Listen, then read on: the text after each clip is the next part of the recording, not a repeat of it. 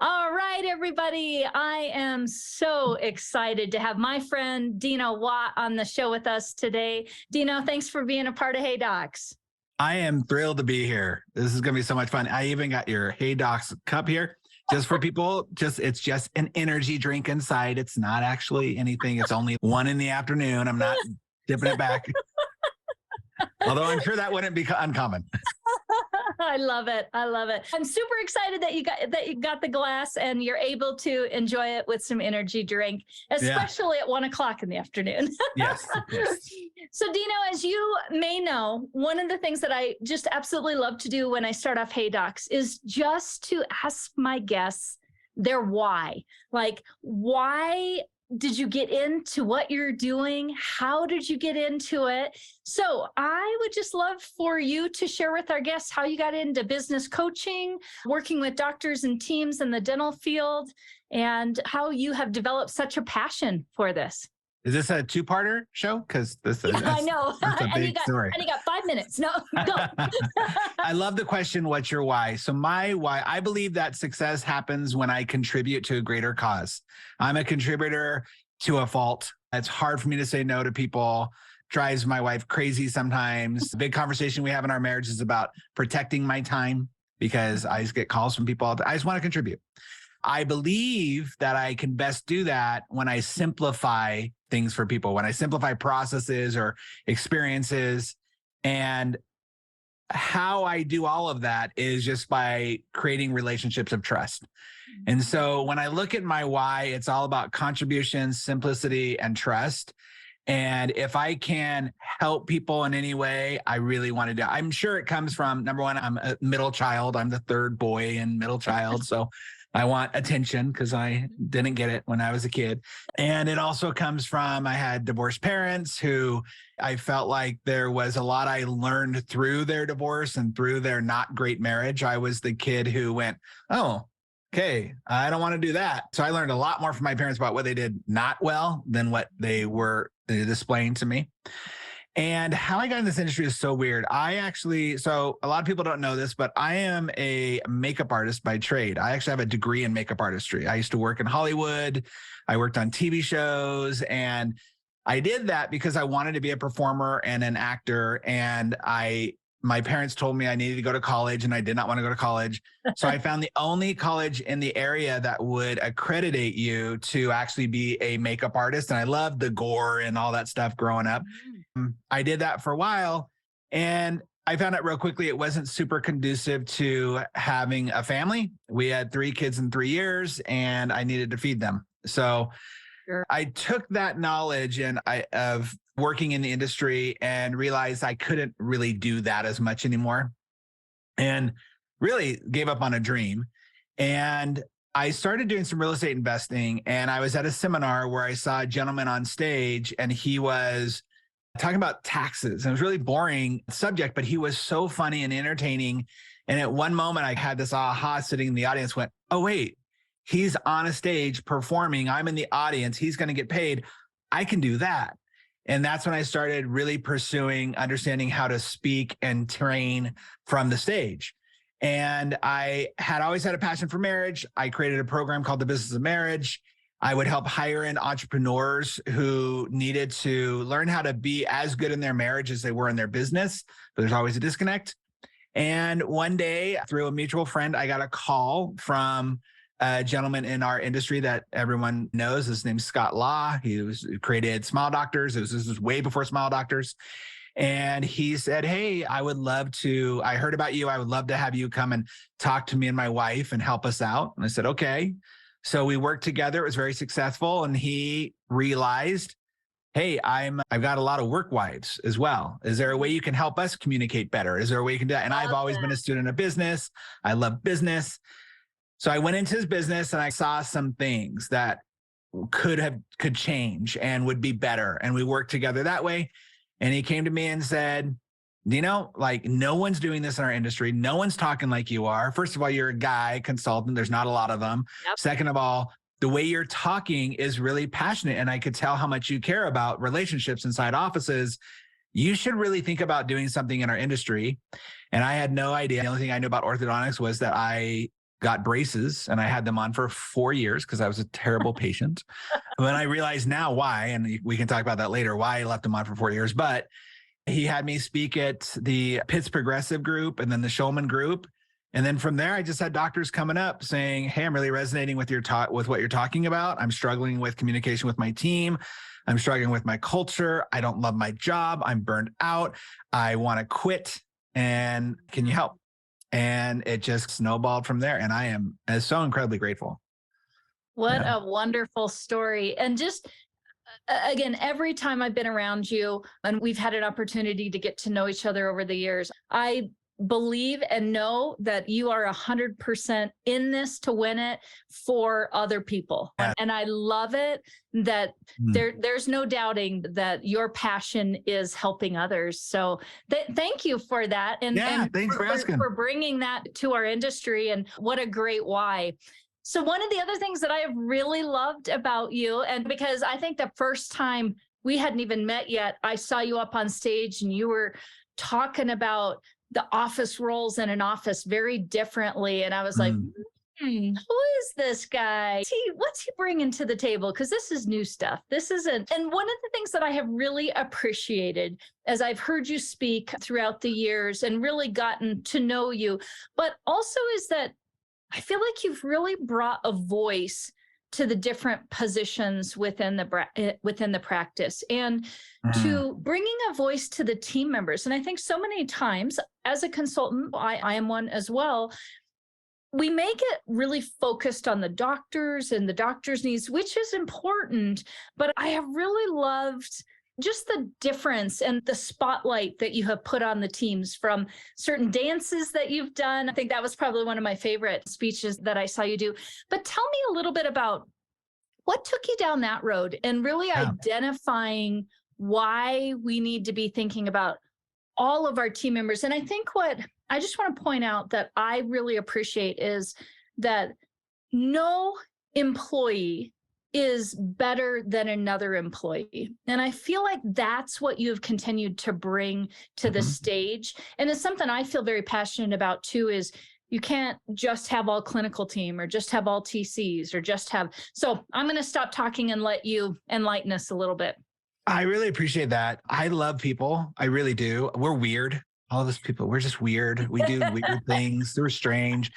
And I think what I noticed inside of this industry when I started really poking around was it felt like there was this disconnect between human beings, as opposed to it became worker bee and boss, or here's the office manager who also is separated from everybody else. And then you had the front and the back dilemma that I call the sharks and the jets, right? And so I just started looking at it going, why are we so disconnected as human beings when we spend so much time with each other and more time than we do with our normal family? Why are we not creating a place where people want to come to work because they feel at home here, as well as at their house? But this is just a different family. And it is a work wife, work family situation. It really is. And so I study a lot of large corporations. And why I do that is because I like to see how we can take what they have spent millions, sometimes billions of dollars on research and understanding how to connect and how to grow their business, knowing I don't have to spend billions of dollars. They did it. So I can just read their information and then break it down into our world, in a smaller world of the private practice. And one of the things that just came up over and over again is this idea around, if you put your focus and make your team members actually not first, but second, in your care and your focus and wanting them to get more out of their life, they're going to do so much more for you. You don't have to worry about how do I communicate with them, or how do I overcome frustrations, or how do I not have gossip in my office, or any of that stuff, because they know you care about them. The first person, and I say second, is because the first person is you, which a lot of people forget, especially entrepreneurs. We sacrifice ourselves on the altar of entrepreneurism, or at the altar of our practice. And we have bad health and we have bad relationships, all in the name of having this practice and working harder. And our doctors also, a lot of them, they're high achievers. And they've learned out throughout their life that if they need to overcome a problem, the actual answer to doing that is working harder. instead of actually looking at what's the root of this problem? How am I a part of this problem? And what am I doing to exacerbate that problem? And so I said, what if we were to help team members really understand that they're seen and that they're heard and what they say matters? Yes. And if we can do that, then they're going to be like, oh, I want to go to work every single day. It's like I say this. I say, doctors, if you can help your team members get more in their personal life, more relationship satisfaction, more personal belief in themselves, a better house, better car, more money. If you can help them do that, well, who are they looking to that helped them do that? You. So now there's more loyalty that's automatically created. So it's just really a matter of reverse engineering. What do you want? All right, let's help you get that. And then you become the reason why. Instead of what actually happens anyway and normally right now is my work is taking up my time. They're demanding so much of me. Look at what happened with the quiet quit. Everybody, you're not going to get more time than I say. It's okay, I hear that. And you obviously sadly don't want to do that because I'm not making you feel like this is a place worth giving. So it just became really passionate for me. And my company is called Our Ripple Effect. And I created that way because I really believe every interaction we have with people causes some sort of ripple effect. A mentor of mine told me years ago, in life, you're either affecting people or infecting people. And I want to affect people, right? I kind of want to infect them with my thoughts and ideas and stuff, but really want to affect their change. Yep. That's great. That's great. So we all know that employee motivation and retention have really been topics of concern for everybody in the last few years. I want you to talk to us a little bit, and I'm sure this is going to go along with what you were just talking about, but how you've been coaching offices through this. What can we do to make our way through? Yeah, I think it all comes down to, in some ways, comes down to double downing on finding out how you can support and help them more. People, the number one reason why people leave a job is not feeling appreciated. The challenge with that is that if you say that to any one of your doctors right now, all of them are going to come back with, and anybody who's listening to this probably just said in their head, I tell them all the time how great they are, or I give them bonuses, or I just gave them a raise. I just gave them a raise. I give them pizza. Yeah. And what's really interesting about the raise thing is that there's so many studies that show that money is not the number one motivator for people. There are plenty of places people can get more money. There are plenty of places where people can get a job. It's that feeling of, as I said a moment ago, you see me, you hear me, and what I say actually matters to you. You don't have to agree with it, but it matters. Jill, I guarantee you and I have different viewpoints on different things in the world, whether it be politics, whether it be religion, whatever. I guarantee you. But that doesn't mean that I can't totally try to understand you, appreciate your opinion.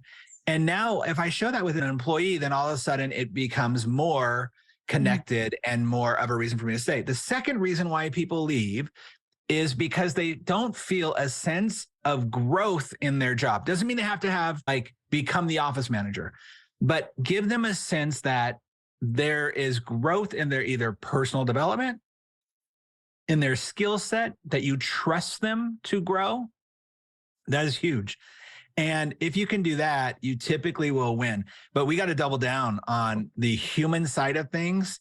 Right now, I am worried about what's going to happen over the next 12 to 18 months, because I don't know who's going to be watching this or listening to this, but so be it. I think these large corporations, I think DSOs, OSOs, all that stuff, I think it's a good thing. I think it's great. I think it's such a great opportunity for so many doctors, especially with interest rates. And you know this better than anybody, doctors being able to get loans to actually start new practices or buy new practices. But here's my problem is those companies, those big ones, are very actively talking about how they need to pull back on money, that they need to not invest as much anymore, that they need to squeeze it a little bit more because they're so worried about things. That's the exact opposite of what every major corporation does in the world. Is they double down on marketing. They put more money into their team. And so I'm really worried that the trickle down effect of that, of what we're seeing these big corporations in our industry do, is going to make other doctors go, if so-and-so company's doing that, then I need to pull back too. So no, you need to double down on your team. Yeah. So, yes. Yeah. And I think I'm going to jump in here too and say, in some ways, even in going in that, flip that switch a little bit. And like you said, doctors that are listening, maybe you should be saying, hey, if we see this change potentially coming, why wouldn't you? Like you just said, why wouldn't we be pouring into our team? Because the grass is definitely not going to look greener on the other side for sure. Yep. And I think that we're even going to see people who have made changes because that carrot was just a little oranger, just a little bit better. And they're going to be realizing that, gosh, this is not at all what I thought it was going to be. Oh, and for sure. I'm just a number in the numbers of people that work here. And I think we're actually going to see more people moving potentially back out of the corporate world and into the private. So I think you're onto something there. I think we are going to see a shift in that.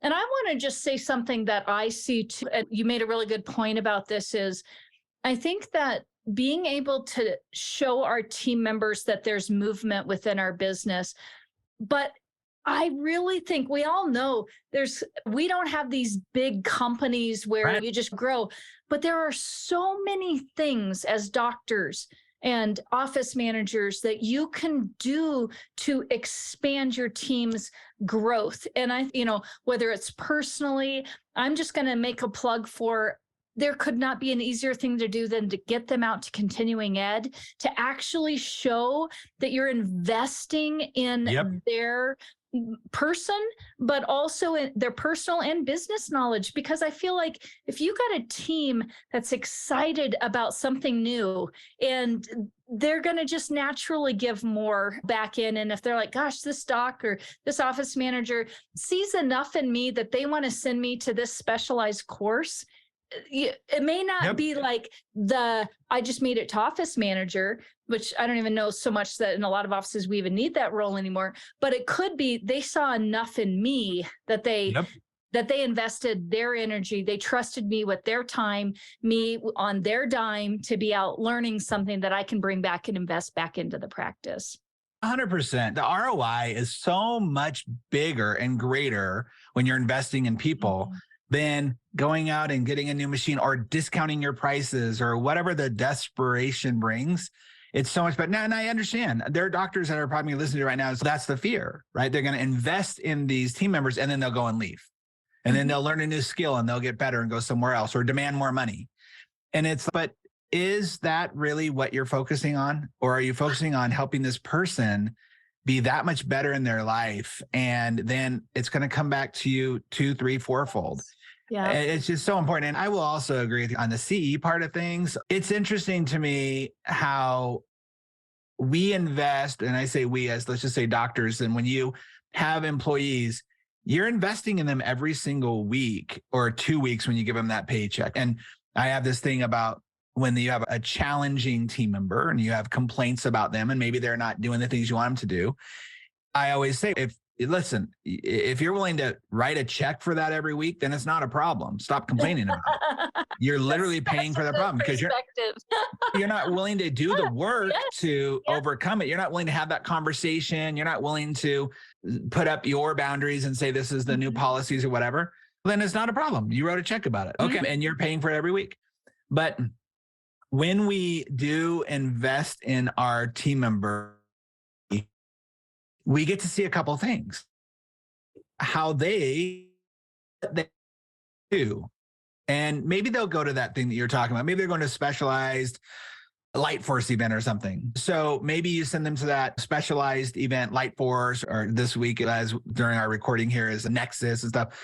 And maybe it's not the right fit, but you at least showed them that you care enough.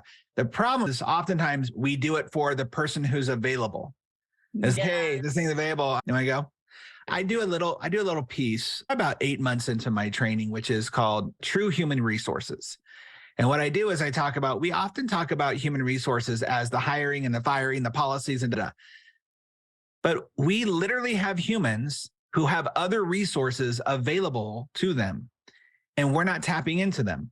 I'll bet in every single office that is listening to this right now, there is somebody in their office who has been in the last couple of months really interested in, heard of, or even gone down the rabbit hole of Chat GTP and done all the AI stuff.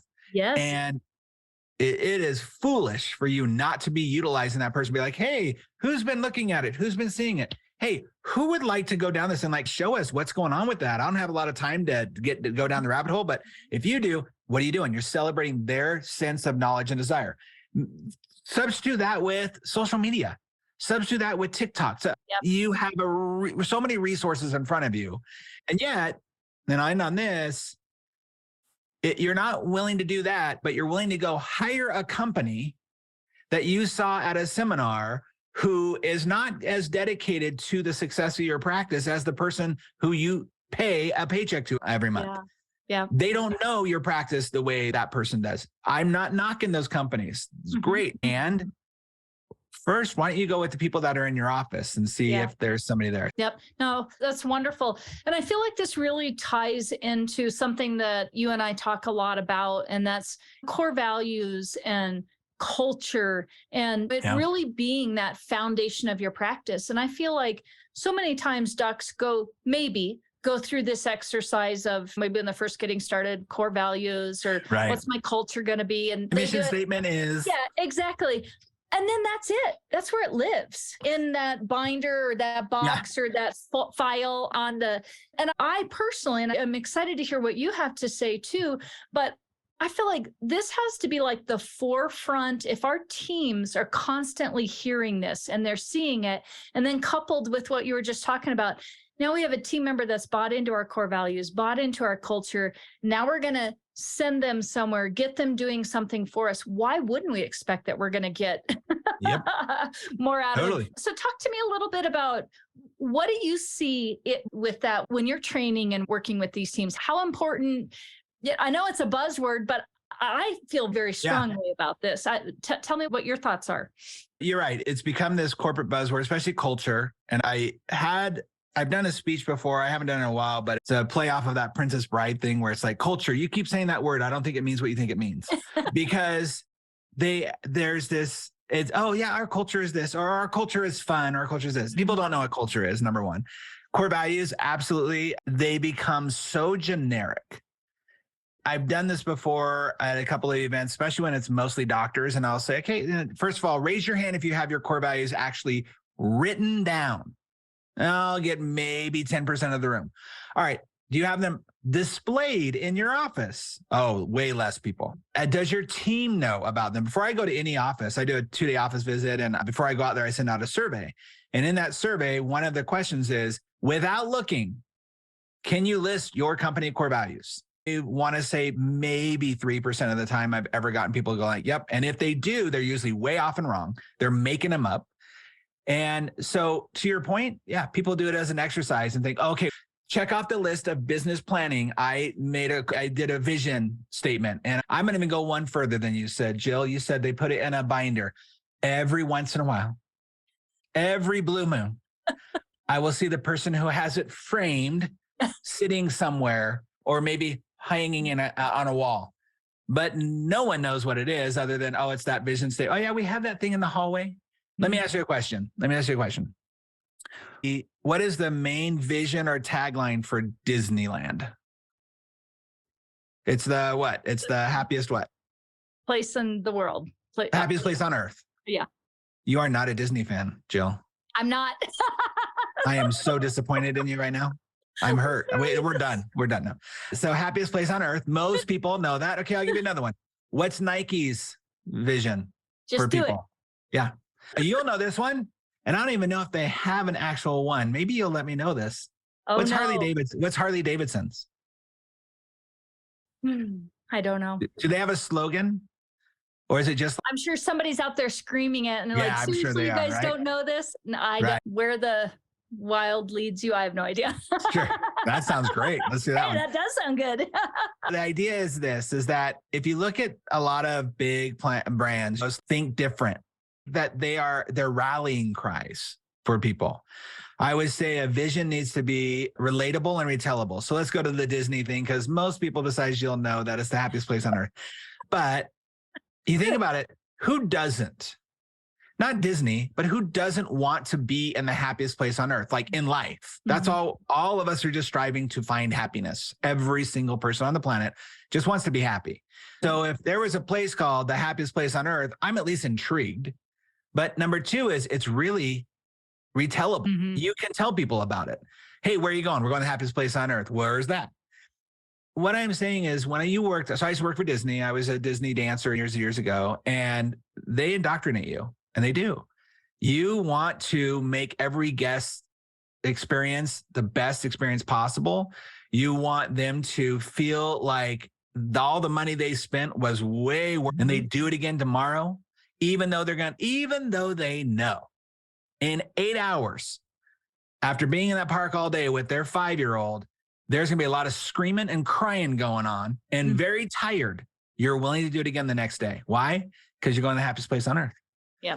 So no matter what people think about it, I'm sure people are sitting there listening on the radio or on things, that's what I don't like about it or whatever, commercialized, or I don't like Disney or whatever. But imagine that in your office, that if you have an army of people in your office, small though it be, 8 people, 18 people, you have an army of people who are raving and rabid fans of your focus and of your vision. I remember when I was sitting with Dave Datweiler years ago, he's a doctor up Folsom, California area.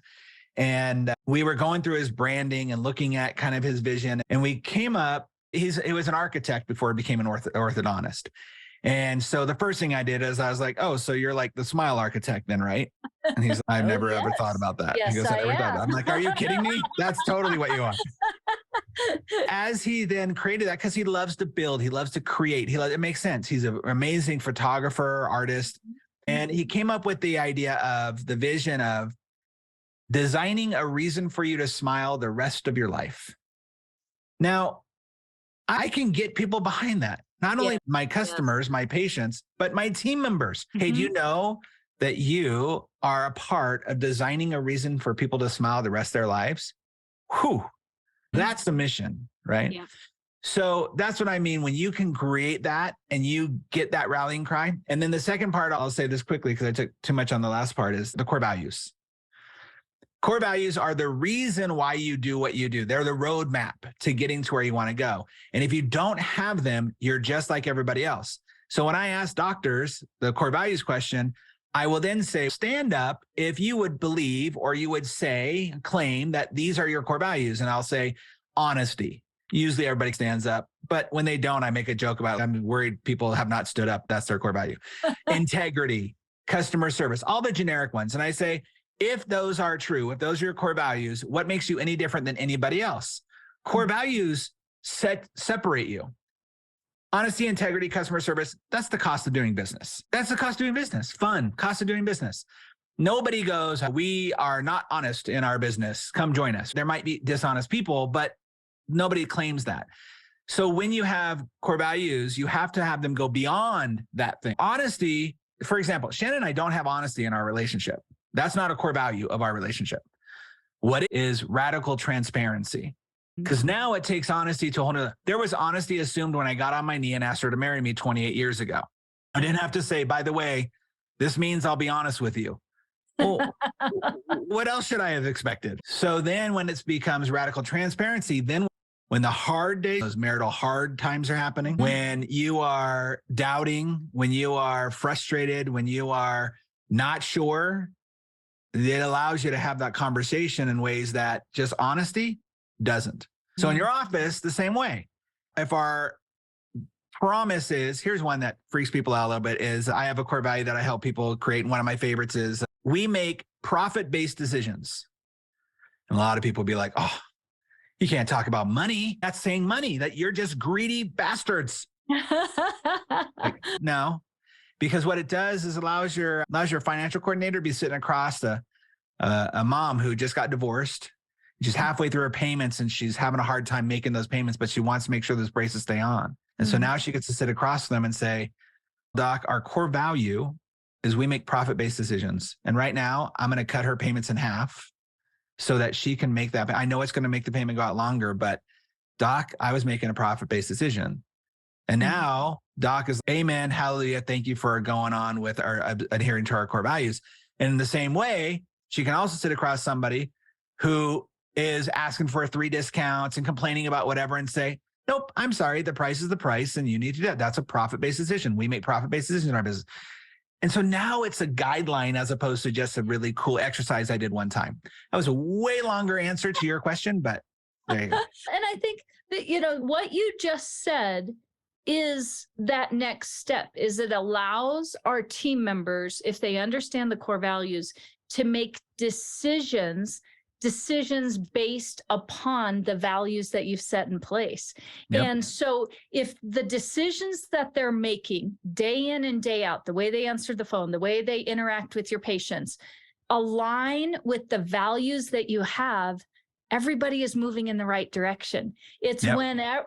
when we've got people on our team, doctors, anybody making decisions that do not align with the values that we called out, that then we start to have that chaos going on in our office. Well, 100%. If you're a team member and you see your doctor saying one thing but acting another way, of course, that's out of integrity. But let's just say we're seeing that because he said his core value is this, but he's doing that. Why would that person not want to leave you? Yeah. In any relationship, when you have doubt in your relationship, you're looking for ways out as quickly as you can. If I find a job that gives me 50 cents more, is closer to my house, I'm gone. Why? Why wouldn't I be? There's no sense of trust in there. There's something that I say about sales when people talk about sales, you buy from people you can trust. Yep. But the real truth of that is that we buy from people that we know can trust us. So the same thing with team members. When we know that our doctors know and trust us, we have more sense to say, because the doctors are, any owner is selling you on staying every single day. You're selling customers, you're selling team members. It's a sales process. So how are you getting them to know and trust themselves and know that you can trust them as well? What? That's deep. That's deep. I love that stuff. It's so fun. So if you could give 3 pieces of advice to team members that may be listening out there, I'll give you any advice you want. What would that be right now? To the team member. To team members. First thing that comes to my mind is to know, really, to go back to what you asked at the very beginning, your first question is know what your why is and know why you show up to work every day. And it's not money. It's not to support your family, because you can do that anywhere. Why are you showing up to work every day? And I have this thing about passion, that you don't have to make a living from your passion, but you can have your passion in the living you make. So if you are somebody who's passionate about music and singing and stuff like that, but it's not going to be a career for you, then bring that joy of music to your job. So know why you show up every single day. Motivation, external motivation always has an expiration date. So it has to come from inside. There's no amount of money, there's no amount of threat, there's no amount of fear that doesn't have an expiration date one way or another. So that's the first thing. Second is, along with it, is have you told your doctor what your passions are? Have you told them what you want out of life? Have you told them where you want to go, what you want to do? Even if it seems so freaking far-fetched, even if knowing, and I'm saying this obviously with the caveat, I hope that every doctor that you're working for wants your good, wants to help connect. I get it. And I would say there's probably the doctor that doesn't want that is the outlier. I just assume every doctor really, even though they might not express it or know how to express it, they really do want to know that. You got your outlier guys and gals who are just like, shut up, get to work, and don't bother me. I get it, but that's the outlier. So let's just assume that we're talking about the guys who are listening to this podcast. Nobody's listening to this podcast who's that type of guy. So do they know? Go to them and just say, hey, I just want you to know where I want to go with my life and my career, what's important to me. Nothing you got to do about it, but I just want you to know. So do they know? I think that'd be so powerful. And number 3, I would highly encourage people to start with themselves when it comes to their education on personal development, mindset. getting rid of some of the limiting beliefs and the crap that is in your head, the brainwashing of your head of what you can't do in your life, what you don't deserve. One of the biggest, I think, epidemics we have in our industry, and it's really interesting because I think there's two different worlds. There's a world out there that I very much get involved in, which is the personal development people who are striving to get better and striving to let go of some of their past belief systems or whatever. And then I don't see that as much as in our industry. And I feel in a lot of ways, that's what I'm really trying to do, is let people know that I see them. And so I would just say, start small, start with a Brene Brown podcast, start with something to where you really can see that you are not your thoughts. Your past does not dictate your future, and you can have more, whatever that more is. You can decide what that is, but you can have more. Man, I really think if I could just sit and convince people of three things, that's exactly where I'd go. Yeah, that's great. So I know you just gave us a lot. Would you say anything different to doctors? If we flipped this and I said, okay, what if you have the doctor's ear, what piece of advice would you be giving them? I don't know if I'd say anything different. Does your team really know? Do they really know why you're here and what you're doing? Do they understand your story? Oh, man, it's such a powerful story that nobody talks about. When I sit down with TC sometimes, and I used to do it a lot more than I do now, but I'll always ask, what's your braces story? Tell me your story. Because if you're selling something that you don't like, or you had a lot of pain around, or you don't see the value in, man, it's going to be hard to sell this thing. So with your team members, do they know your story? Do they hear from you? And not because you said it the one time when you were starting your business, or it's on your website or whatever.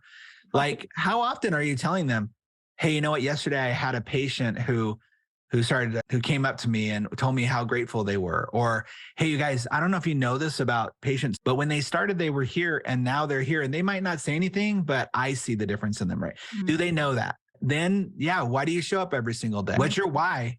Why are you stepping into this crazy idea of entrepreneurism? Do they know how scared you are? Do they only hear your scare or your fear when you're stressed out? Because that's how it expresses, right? All anger is embarrassment. All anger, the root of all anger is embarrassment. So when you get angry, do they really know that you're just embarrassed that you obviously didn't teach them in a way that they heard it or they actually learned it? Do they know that you're scared that you might not be able to make payroll this month? Are you willing to be vulnerable with them that way? And then lastly, just sitting with yourself and understanding yourself a little more. Realize you're not alone. Realize that there are people who want for your good, and you don't have to be a solo practitioner. Yeah. And I tell you, and Jill, I'm sure you felt this too. Listen, I'm speaking to the choir, to myself. I'm hearing the echo chamber, because I often have to remind myself, it's okay to reach out to people and get help. Last night, I went to dinner with a group of guys who I've never met before. One guy I met, the other guys I never knew. We did a little Facebook exchange and said, hey, let's just get together for dinner. And all we did was dinner. There's no expectation. But here I made 7 new friends of people who all said the same thing. They all run different businesses. They're all in different industries. Yeah, I feel like I don't get out enough. I don't connect with other people enough. And I'm sorry, I'll just end with this. Sorry. I've seen the guys at these events who go to events, those small amount that do, I think it's something like 20% of doctors actually go to these industry events. And even there, they're alone. They don't really connect. They maybe see a guy from their school or who was a year before or below them, but they don't really connect with people in a vulnerable way. And I say guys and gals both the same. Boy, definitely more and more women nowadays, man. I'm so glad you got some like women in orthodontics and stuff like that, because you need that support. Don't even get me started on female doctors and how the stuff they have to go through.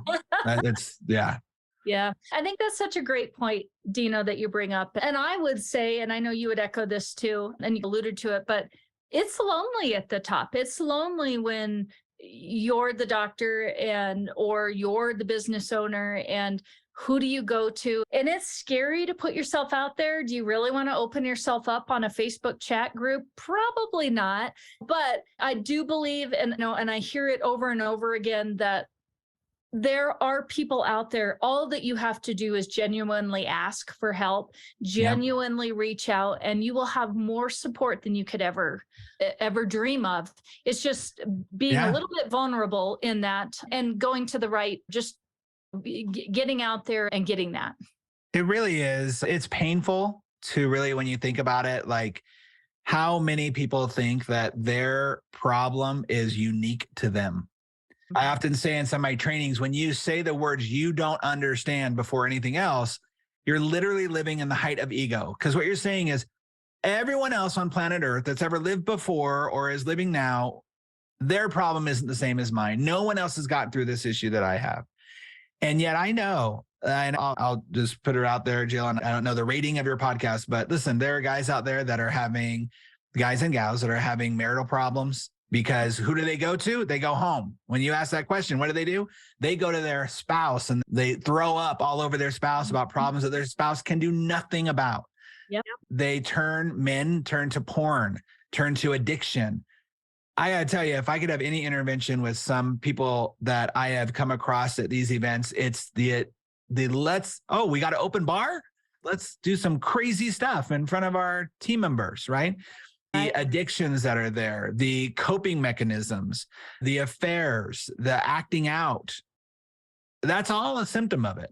And until they're willing to look at it and change it and ask for help. And by the way, what you said was brilliant. There's not a single person. I guarantee you that if you put it out there, you say, I'm needing help. You don't do it just because you want to get the attention. But if you're serious about it, you will have more people than you ever imagined putting their arms around you, either physically or either literally or figuratively. Yeah, for sure. It almost makes me a little bit emotional to think about that because that's the truth. It's true. We're all, like I said, we're all weird. We're all human beings. We're going through this human existence and we don't have to do it alone. Yeah, for sure. Let's leave it there. I know we're leaving it a little bit heavy, but that is the truth. We don't have to do it alone, and we can. People are there to help should we need it. So, Dino, we have just went through so many things. You're awesome. You're a great host. Thanks, Jill. This is fun. Oh, thanks. So you're a great guest. So if people want to learn more about you, I know you've got some really incredible things that you are doing for our industry. Just put it out there. Where can people find out about you, about your services, and maybe some of your next events? Yeah, so there's a couple of things, depending on when this airs. You can either go to dinowatt.com, which is going to very soon be only my speaking kind of page. And then Dino Watt Consulting tells you a little bit more about my methodologies and what I do there. But I would say this, in June 16th, we're having our Team Transformation Experience Part 2, the next level. And our Team Transformation Experience in January was so amazing, off the hook, so much fun. Only heard amazing things about it. We had 52 offices, 650 people, all virtual. I don't call it a virtual event because I call it an interactive broadcast, right? It's not like your normal sit there and watch PowerPoints and all that stuff. Yep. I am so passionate about it. I'm so excited to share with people. I'm talking about it on every freaking stage that I'm on because I just want team members and owners to connect more. Yes. I think I have good ways of facilitating that. I think we can do that in fun and unique ways in a 6-hour event that helps you all get on the same page and have the same language to talk about. So that's what I'd say. For that, you could go to yourteamtransformation.com. And get information about there right now. I think I actually think it was yesterday, started the early bird special. It's a ridiculous price for an event that you get. It doesn't matter how big your office is. It's the max you'll pay unless you do way after all the early bird special and stuff is $2,500. So you're paying nothing compared to going to events and travel and all that stuff. It's insane, but it's so much fun. So thanks for letting me talk about that. That's my passion right now. Yeah, I love it. Dino, as we finish up, I don't know if you know this, but on Hey Docs, I like to finish it up with a little speed round. Oh, sweet. I know. So are you ready? Ready for the speed round? All right. I am the king of speed rounds. If you guys don't know what I'm talking about there from a friend's reference, then forget it. All right. So describe your style. One word. Shannon's. Whatever she tells me to wear, that's what I wear. I love it. I need a Shannon in my life. If anybody wants to come and dress Jill, I'll give you the credit card. Just dress me. Love it. What are you listening to or watching right now? Right now, I'm actually really into Mayor of Kingstown, which is very interesting. It's very dark. And then on the opposite side of that is an interesting show called Poker Face. It's about a girl who can tell, sees how people are lying. It's on Peacock. I just got done. Oh, this is great. I just got done actually listening to and reading through this book called $100 Million Offers by Alex Hormozi. That dude is brilliant. And all of our doctors should be understanding how to make better offers, better bonuses, better guarantees. Yes, even in orthodontics. So it's awesome. It's great. That's great. Yeah. I'm going to add that one to my book list. All right. Yeah. What are you doing just for you? I dance. I love to dance. So I have two things that are my kind of addictions is dance and Legos. So dance is something I try to do at least 2 to 3 times a week. It's my active meditation. And Legos, I typically only get to do like during Christmas break and stuff like that. But I love just the concentration of just building something. I was never a model maker growing up or anything, but Legos is my thing. Oh, that's fun. Doug and I decided January was a no television month for us. And we decided to do a puzzle. And just to like give you this insight, I know I'm totally getting off on your speed round, but I've just got to tell you about it. So we pick a puzzle that somebody had given us. We put it all out and we've never in our whole lives, 31, 32 years, we've never done a puzzle together. And it has no edges because whoever gave us the puzzle didn't put the edges in. Doug is very much one personality and I'm another. And I'm like, no problem. We just start in the middle and there doesn't have to be edges. And Doug's, I don't even think we can do this. How does it work without edges? Like you have to have borders. So it was a learning experience just for us as a couple. I bet. That's awesome. So, I do a puzzle every Christmas. My kids know. Now I know what to send you. So that's good. But it's been fun. It's been fun. And actually, if I could give a bit of advice, like a no TV month is amazing. Yeah, it just that's a really cool idea. To talk. It forces you to just do some things that we don't make time for, I think, in life anymore. All right. Your hidden talent. I already exposed the makeup artistry. I do look at that. Be the best at Halloween parties. I love that stuff. I remember when Hannah was born in September. I think I waited a year. I want to say I didn't, but for Halloween, I put a bullet hole in her head because I could dress her up. Because you could. Because I could. Hidden talent. Wow. Body language is something that I'm very passionate about. Producing people's speeches better. So when I go to events, I just sit in the audiences and I'm just like, no, cut that, move that, do that. No. So it's a talent that I love. And I'm really passionate about that. So yeah, I'd say that. Cool. Yeah. That's a great one. And then finally, if you had a big, hairy, audacious goal that you wanted to share with us, what would that be? Yeah, I do. I have, oh my gosh, it's embarrassing, but it's not. I love it. So I am a huge fan of one Mr. Donny Osmond, not just, he grew up when he was on the Donnie Marie show when I was a little kid and stuff like that. And he was a performer. I'm not a huge fan of his music. And so I don't mind it. But I just like him as a person and the journey he's taken and how he's been able to be in his own integrity throughout his whole life as a great father. And so I actually say that I am writing a Donny Osmond musical. And so my big audacious goal is to write and produce Donny Osmond musical based on his life. That is not a jukebox musical. It's not taking all the songs of his life. It's all original music, but tells the story which is really a fascinating story of his life. Oh, what a great goal. And hopefully we'll see it on Broadway, huh? Yeah, that'd be great. If not your local Candlelight Opera, who knows? Yeah, but it doesn't matter. Doesn't matter. But local high school, maybe high school. Yeah. Dino, this has been just an absolute pleasure. Thanks for spending your time with us here on Hey Docs. And I know the docs that are listening just took away so many pearls from this episode. So thank you. Wonderful. My pleasure. You're amazing, Jill. You know how much I love you and what you do and what you do for your doctors. And we'll see you soon. Yeah, we'll see you soon. Yeah.